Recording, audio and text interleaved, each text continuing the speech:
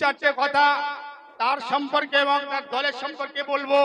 আপনারা ইতিমধ্যে সোশ্যাল মিডিয়ায় শুনেছেন যে যে দলটি 2021 সালে জন্ম, সেই দলটা সংযুক্ত মোর্চার হয়ে লড়াই করে একটাই মাত্র বিধানসভার সিট পেয়েছে, মাননীয় নওশাদ সিদ্দিকী মহাশয়, যার দুরন্ত প্রতিবাদে আজকের আমাদের পশ্চিমবাংলায় 294টা এমএলএর মধ্যে 293টা এমএলএ থরথর করে কাঁপতে থাকে। আপনারা এটা সবাই দেখেছেন। যিনি চোরের বিরুদ্ধে, যিনি দুর্নীতিবাজের বিরুদ্ধে, যিনি স্বৈরাচারী বিজেপির বিরুদ্ধে দৃঢ়কণ্ঠে বলিষ্ঠ কণ্ঠে আমাদের জন্য প্রতিবাদ করে, তার প্রতিবাদের এই কণ্ঠস্বর এগিয়ে নিয়ে যাওয়ার জন্য আগামী 24 লোকসভা নির্বাচনে আমাদের তার মনোনীত প্রার্থী মাননীয় মেঘনাথ হালদার মহাশয়কে খাম চিহ্নে ভোট দিয়ে বিপুল ভোটে জয়যুক্ত করার জন্য আমরা আহ্বান রাখছি। আশা করছি আপনারা জানেন আমরা জয়নগর লোকসভা কেন্দ্রে লড়াই দেওয়ার মতো জায়গা তৈরি করেছি। আমাদের সঙ্গে যে বামপন্থীরা ছিল তারা আজকের বার হয়ে চলে গেছে। তারা আমাদের সমূলে বিনাশ করার জন্য আমাদেরকে একটা সুপরিকল্পিত রাস্তা তৈরি করেছিল, কিন্তু আমাদের রাজ্য কমিটির নেতারা সেটা বুঝতে পেরে আমরা তাদের থেকে বার হয়ে এসে আজকের যে জায়গাটা দাঁড়িয়েছি, জানি আগামী দিনে আমরা এই আসনটাকে আমরা ঠিক জায়গায় নওশাদ সিদ্দিকী ভাইদেরকে উপহার দেব, এই আশা নিয়ে আমি আমার সংক্ষিপ্ত বক্তব্য শেষ করছি। হিন্দু ভাই দলিত ভাইদের ঢোকাবে না, আপনি আসামিকে দেখে আসুন। সেখানে যাদেরকে ডিটেনশন ক্যাম্পে রাখা হয়েছে তার 90% হচ্ছে গিয়ে অন্য, অর্থাৎ এখানকার যে সনাতনী ধর্ম বলি, হিন্দু ধর্ম বলি তাদের। তাহলে সেই জায়গায় দাঁড়িয়ে রাস্তায় যারা আসছেন তাদের কাছে অনুরোধ করব, আপনারা ধীরে ধীরে এগিয়ে আসেন। মা বোনেরা আসার সুযোগ পাচ্ছে না। ভলেন্টিয়ার যারা আছেন রাস্তাটাকে একটু ক্লিয়ার করেন এবং একটু লক্ষ্য রাখেন যাতে যারা আসছে এখানে এই সবার উদ্দেশ্যে তাদের কোনো অসুবিধা না হয়। ভলেন্টিয়ার বন্ধুদের বলবো যারা দায়িত্বে আছেন এটা খেয়াল রাখবেন। তাহলে এরকম একটা সন্ধিক্ষণে আসল উদ্দেশ্য কি? আসল উদ্দেশ্য হলো ভারতবর্ষের যে পুরনো যে আদি প্রথা, আপনারা জানেন মনুবাদী যে সিস্টেম ভারতবর্ষে ছিল একটা টাইমে, শূদ্র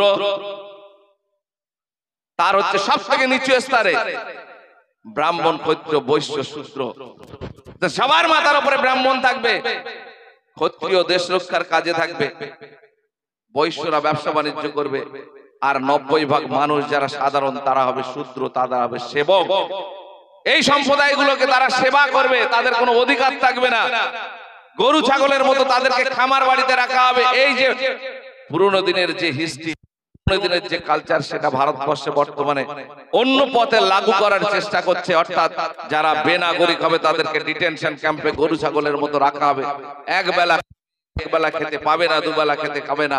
এদেরকে গাড়ি করে ভরে বিদেশের বিভিন্ন জায়গায়, শ্রমের বিশাল চাহিদা আছে আমার দেশে, প্রচুর কর্মক্ষম মানুষ যাদের শ্রমটাকে বিদেশে মূল্য, অর্থাৎ একটা নির্দিষ্ট মূল্যে বিক্রি করা যাবে, সস্তায় তাদের সাপ্লাই করা যাবে, তার বিনিময়ে অর্থ উপার্জন করবে, যেটা ইতিপূর্বে পৃথিবীর অন্য একটা রাষ্ট্রে দেখতে পাওয়া যায়।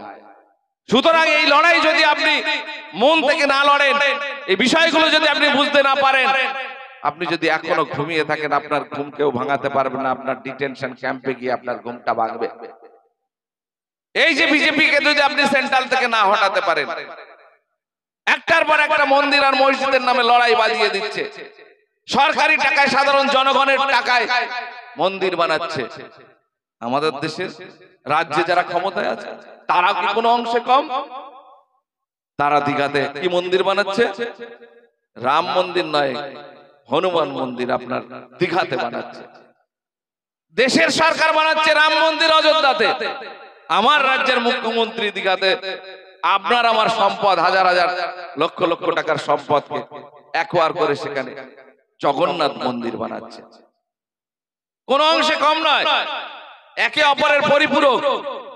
সুতরাং এই রাজ্যে যারা আছে তারাও কিন্তু প্রথম স্লোগান দিয়েছিল যে বিজেপির বিরুদ্ধে সমস্ত শক্তি, ধর্মনিরপেক্ষ শক্তি ঐক্যবদ্ধ হয়ে ইন্ডিয়া নামক জোট করে এই বিজেপি নামক সরকারটাকে দেশ থেকে সরাতে হবে। শেষ বেশ কি দেখা গেল? সেন্ট্রাল গভর্নমেন্টের সঙ্গে যোগ সাজস করে এরাও ইন্ডিয়া জোট তো দূরের কথা, শত যোজন দূরে গিয়ে সব সিটে প্রার্থী ঘোষণা করে দিয়ে বিজেপির প্রকৃতপক্ষে সহযোগিতা করে দিল। তাই সাধারণ মানুষ আজকে খুব অসহায়। সাধারণ মানুষের কথা কোনো রাজনৈতিক দল ভাবছে না। আমি আপনাদের কাছে অনুরোধ করব, আপনারা নিজের জ্ঞান বুদ্ধি বিবেক বিবেচনাকে কাজে লাগান। কাজে লাগিয়ে এই লড়াইকে, আমরা আইএসএফ বলছি, এটা মানুষের হকের অধিকারের মাথা উঁচু করে বাঁচার, ভারতবর্ষে বাঁচবো থাকবো এর লড়াই। এই লড়াইতে আপনি যদি সামিল না হতে পারেন, আগামী দিনে আপনি দেশে বসবাস করতে পারবেন না। আমি সবাইকে বলবো এই লড়াইতে সামিল হন। আইএসএফ ভারতবর্ষের একমাত্র স্বদেশী সাধারণ মূল নিবাসী সাধারণ মানুষের দল। এই দলের হাত আপনি যত শক্ত করবেন, আপনার জন্য বিধানসভা লোকসভাতে গলা ফাটিয়ে আমাদের কর্মী সমর্থক নেতারা যারা ভোটে দাঁড়িয়ে আপনার জন্য কথা বলার জন্য যাবে, তাদের হাত যত আপনি মজবুত করবেন, আপনার মাটিতে আপনার বসবাস, আপনার শান্তিতে বসবাসের জায়গাটা তত মজবুত হবে।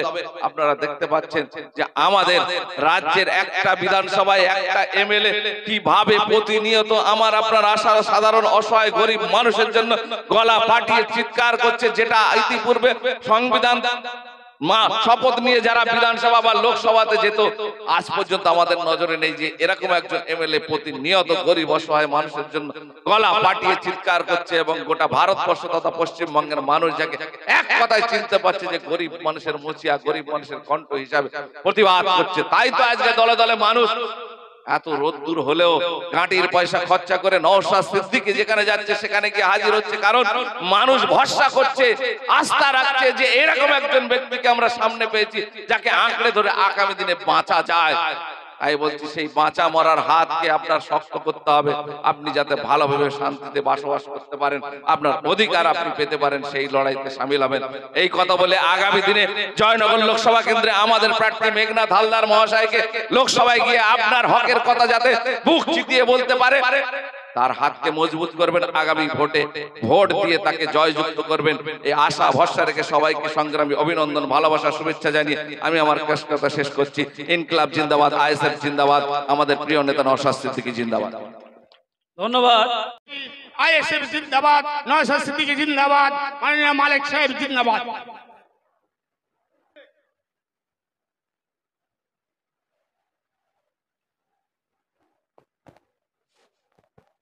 স্যার মেঘনাথ হালদারকে উত্তরীয় পরিয়ে সম্বোধনা জানাচ্ছেন মাস্টার রবিউল শেখ। ইনকিলাব জিন্দাবাদ, ইনকিলাব জিন্দাবাদ।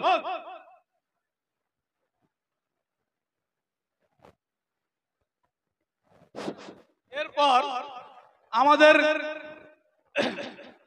জয়নগর বিধানসভা কেন্দ্রের অবজারভার মাস্টার শাহাবুদ্দিন সিরাজিকে উত্তরীয় পরিয়ে সম্বোধনা জানাচ্ছেন আমাদের দেলবড়ি অঞ্চলের সভাপতি কাহার লস্কর মহাশয়।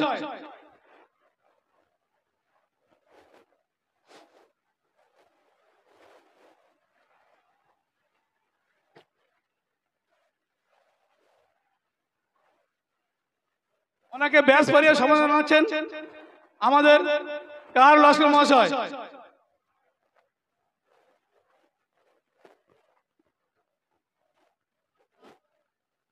আক্তারুল মন্ডল 7 নম্বর বাড়ি যদি এসে থাকে তাড়াতাড়ি আমাদের ডায়াসে চলে আসুন। সেলিম আইএসএফ জিন্দাবাদ। ভারতের সংবিধান জিন্দাবাদ, ভারতের সংবিধান জিন্দাবাদ। হ্যালো হ্যালো ব্যাস দিয়ে সংবর্ধিত করছেন মাস্টার আলী আকবর লস্কর মহাশয়। আইএসএফ জিন্দাবাদ, ভারতের সংবিধান জিন্দাবাদ। উত্তরে দিয়ে সংবর্ধিত করছেন মাস্টার আকবর আলী লস্কর মহাশয়। আইএসএফ জিন্দাবাদ, ভারতের সংবিধান জিন্দাবাদ।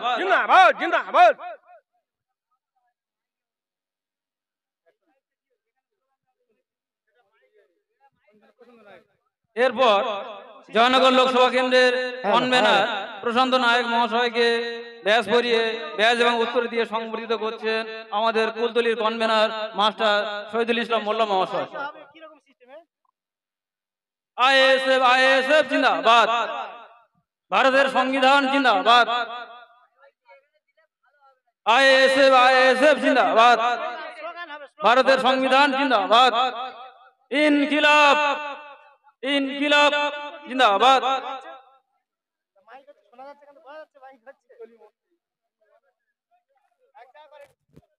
ক্যানিং একের কনভেনার রশিদ জমাদার মহাশয়কে ব্যাজ দিয়ে সংবর্ধিত করছেন বাহাদুর লস্কর মহাশয়।